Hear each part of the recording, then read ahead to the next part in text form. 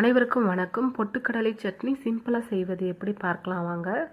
கடாயில் தேவையான அளவுக்கு நான் எண்ணெய் ஊற்றிக்கிட்டேன். சட்னி அரைக்கிறதுக்கு தேவையான பொருட்கள் நான் எடுத்துக்கிட்டேன். ஒரு பெரிய வெங்காயம், 3 பச்சை மிளகாய், 4 பூண்டு, சின்னதாக ஒரு துண்டு இஞ்சி, தேவையான அளவுக்கு கருவேப்பிலை, கொத்தமல்லி, ஒரு கப்பில் தேவையான அளவுக்கு பொட்டுக்கடலை எடுத்துக்கிட்டேன். இப்போ எண்ணெய் நல்லா சூடான பிறகு பச்சை மிளகாய், கட் பண்ணி எடுத்து வச்ச வெங்காயம், பூண்டு, இஞ்சிலாம் சேர்த்துட்டு ஒரு 2 நிமிஷம் இதெல்லாம் நல்லா வதக்கி விட்டுடுறேன். வெங்காயம் நல்லா பொன்னிறமாக வதங்கி வரணும். வெங்காயம் நல்லா வதங்கின பிறகு இப்போ பொட்டுக்கடலையை சேர்த்துக்கிறேன். பொட்டுக்கடலையை சேர்த்துட்டு ஒரு 3 நிமிஷம் எண்ணெயில் நல்லா வதக்கி விட்டுறேன்.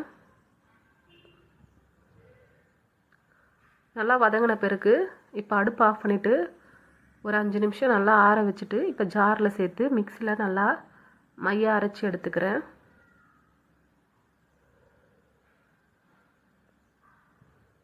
தாளிக்கிறதுக்கு 1 ஸ்பூன் அளவுக்கு நான் எண்ணெய் ஊற்றிக்கிறேன். எண்ணெய் நல்லா சூடான பிறகு 1/2 ஸ்பூன் அளவுக்கு கடுகு சேர்த்துக்கிறேன். கடுகு நல்லா பொரிஞ்சு வந்த பிறகு ஒரு சின்ன வெங்காயத்தை குட்டி குட்டியாக கட் பண்ணி எடுத்துக்கிட்டேன்.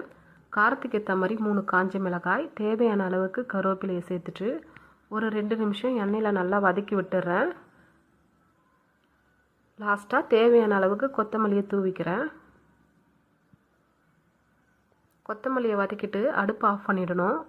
இப்போ நம்ம அரைச்சி எடுத்து வச்ச பொட்டுக்கடலையை லாஸ்ட்டாக ஊற்றிக்கிறேன்.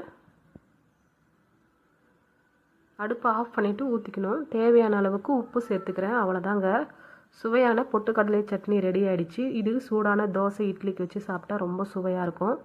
நீங்களும் ஒரு முறை ட்ரை பண்ணி பாருங்கள். பிடிச்சிருந்தால் சப்ஸ்கிரைப் பண்ணுங்கள், லைக் பண்ணுங்கள். தேங்க்யூ. Follow me.